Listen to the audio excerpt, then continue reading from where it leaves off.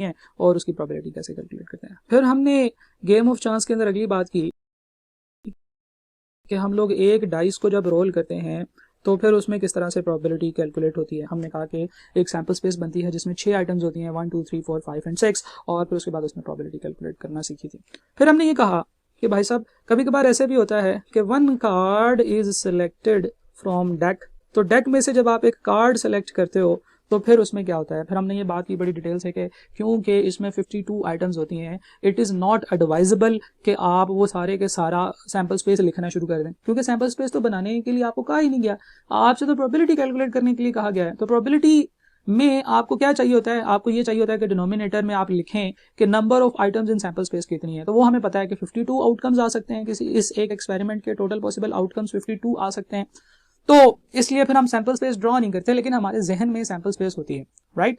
अच्छा जी, इसी तरह से इस वीडियो में हम जो चीज़ डिस्कस करेंगे वो ये है कि one item is selected from the group of items. Normally इस चीज़ को भी प्रोबेबिलिटी में डिस्कस किया जाता है और आपके सिलेबस में भी इस बात को डिस्कस किया गया है कि जब आपके पास ग्रुप ऑफ आइटम्स होती हैं तो उनमें से जब आप एक आइटम को सेलेक्ट करते हो तो how do you calculate the probability of a specific outcome, right. For example आपके पास एक सवाल है जी, out of all 1 to 100 integers, 1 से लेकर 100 तक आपके पास इंटीजर्स हैं, एन इंटीजर्स इज चोजन। तो this is our experiment that an integer is chosen. हमने 1 से लेकर 100 तक के दरमियान में से एक नंबर चूज किया है। What is the probability that the selected number is divisible by 14, right. तो सबसे पहले तो यहाँ पे आपने ये आइडेंटिफाई करना है कि आपका एक्सपेरिमेंट क्या है। तो एक्सपेरिमेंट क्या है, this is the experiment that one number is chosen out of 1 to 100। ये नहीं कि एक एक्सपेरिमेंट आपने परफॉर्म किया 1 से लेकर 100 तक के दरमियान में आपने एक नंबर चूज किया। अच्छा, 1 से लेकर 100 तक के दरमियान में जब आप नंबर चूज कर रहे हैं तो इस एक्सपेरिमेंट की सैंपल स्पेस के बारे में अब आपने सोच के मुझे बताना है कि वो क्या हो सकती है। तो सैंपल स्पेस में ऑल पॉसिबल आउटकम्स आते हैं। इस एक्सपेरिमेंट के ऑल पॉसिबल आउटकम्स क्या क्या हैं, आप 1 सोच सकते हो, 2 3 4 5 अप टू 100। तो there are total 100 possible outcomes. कि आप 1 सोच सकते हो, 2 सोच सकते हो, 3 सोच सकते हो, अप टू 100 तक कोई भी नंबर सोच सकते हो। तो there are total 100 possible outcomes, जिनको मिला के जब हम लोग लिखेंगे तो हमारे पास एक सैंपल स्पेस बनेगी। आपसे सवाल यह है कि इस टोटल सैंपल स्पेस में पॉसिबल आउटकम्स कितने हैं।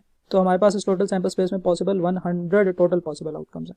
अब आपने प्रोबेबिलिटी किस चीज़ की कैलकुलेट करनी है कि जी x इज डिविजिबल बाय 14। तो आपने एक नंबर चूज किया है, एक्सपेरिमेंट परफॉर्म किया है, एक नंबर x इज चोजन। तो हमारे पास टोटल पॉसिबल आउटकम्स कितने हैं, 100, वो तो हम नीचे लिखेंगे। अब हमने ये सोचना है कि इन 100 में से कितने नंबर्स ऐसे हैं, हमारी सैंपल स्पेस के अंदर कितने नंबर्स ऐसे हैं जो 14 पे डिविजिबल है। तो उसका बड़ा सीधा सा तरीका है कि हम लोग देखें कि एक तो 14 है जो 14 पे डिविजिबल है, फिर 28 है जो 14 पे डिविजिबल है, फिर उसके बाद क्या आता है जी 42 है जो 14 पे डिविजिबल है, फिर 56 है जो 14 पे डिविजिबल है, फिर 70 आएगा मेरे ख्याल से, फिर 84 और फिर 96। तो ये जो टोटल 100 आइटम्स की सैंपल स्पेस है इसमें से 1 2 3 4 5 6 और 7 आइटम्स ऐसी हैं विच आर डिविजिबल बाय 14। तो probability of selecting a number which are divisible by 14 will be 7/100 या 0.07, या मैं से कह सकता हूँ कि 7%। तो 7% आर द चांसेस कि जो नंबर आपने सेलेक्ट किया होगा वो क्या होगा, वो 14 पर डिविजिबल होगा। सिमिलरली अगला सवाल है, out of all integers 1 to 100 N integer is chosen. Same question है, सेम एक्सपेरिमेंट है। सेम एक्सपेरिमेंट का क्या मतलब है, जब हम प्रोबेबिलिटी कैलकुलेट कर रहे होंगे तो प्रोबेबिलिटी के अंदर हमारे पास जो सैंपल स्पेस है वो भी सेम निकलेगी और डिनोमिनेटर में 100 ही आ रहा होगा, राइट। तो एक्सपेरिमेंट से डिफाइन होती है आपकी सैंपल स्पेस और वहां से निकलता है कि फॉर्मूले के डिनोमिनेटर में क्या आएगा, राइट। अभी हमने नहीं देखा कि हमने किस चीज़ की प्रोबेबिलिटी कैलकुलेट करनी है। तो दिस इज सिंपल कि हम लोग ऊपर लिखते हैं सैंपल पॉइंट्स जो कि उस कंडीशन को फुलफिल कर रहे हैं और नीचे हम लोग टोटल सैंपल पॉइंट्स या इवेंट्स लिख देते हैं। तो probability that the selected number is not divisible by 14।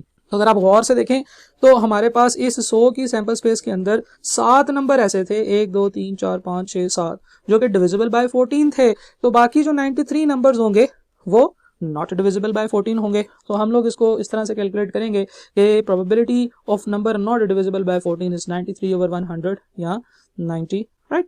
अच्छा, अगर आप गौर से देखें तो ये वाला जो इवेंट है कि the selected number is divisible by 14 और ये वाला जो इवेंट है the selected number is not divisible by 14, ये दोनों आपस में क्या है, जरा सोच के मुझे बताएं।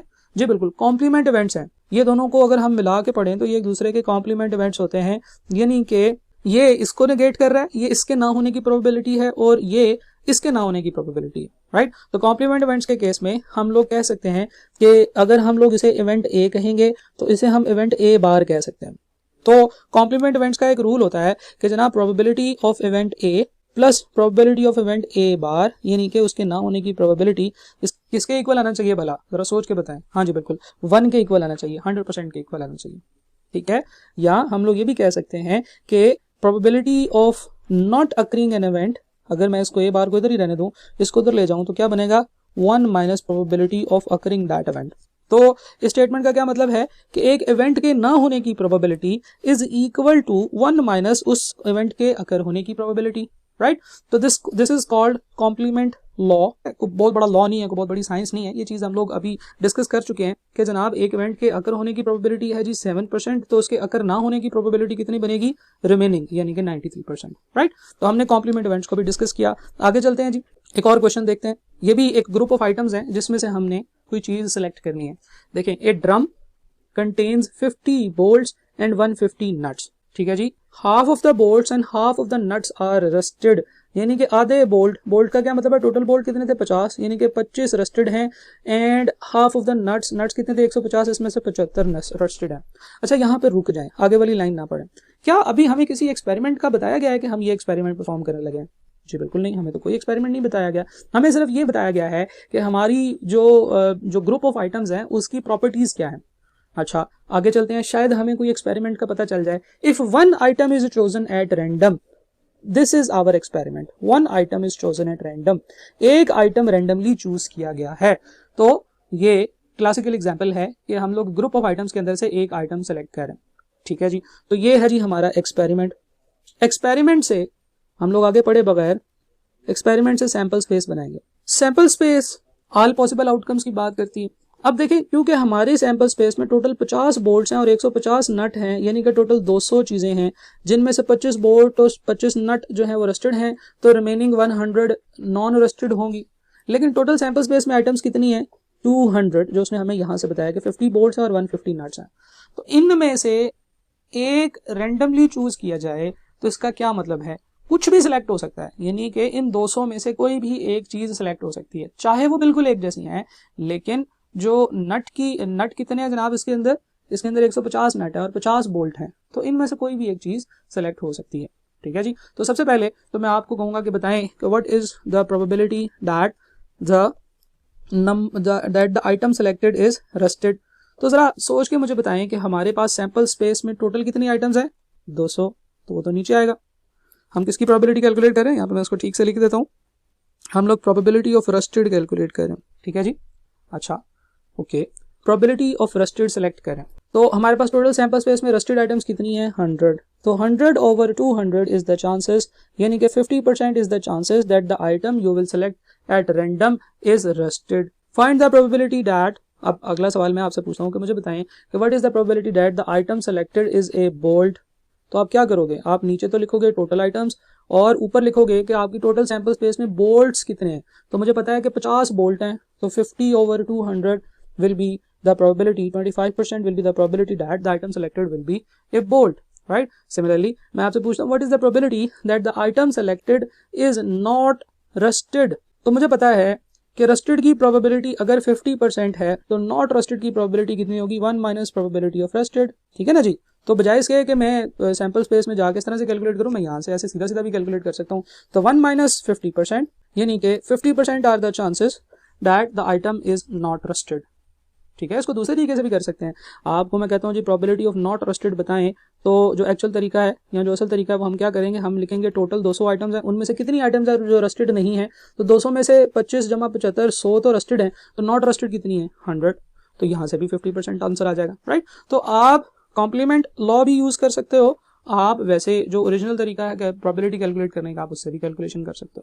अच्छा, थोड़ा सा जरा अब एक और मजे का सवाल आने लगा है, what is the probability that a rusted nut is selected. तो क्या ये कोई मुश्किल बात है, जी बिल्कुल नहीं।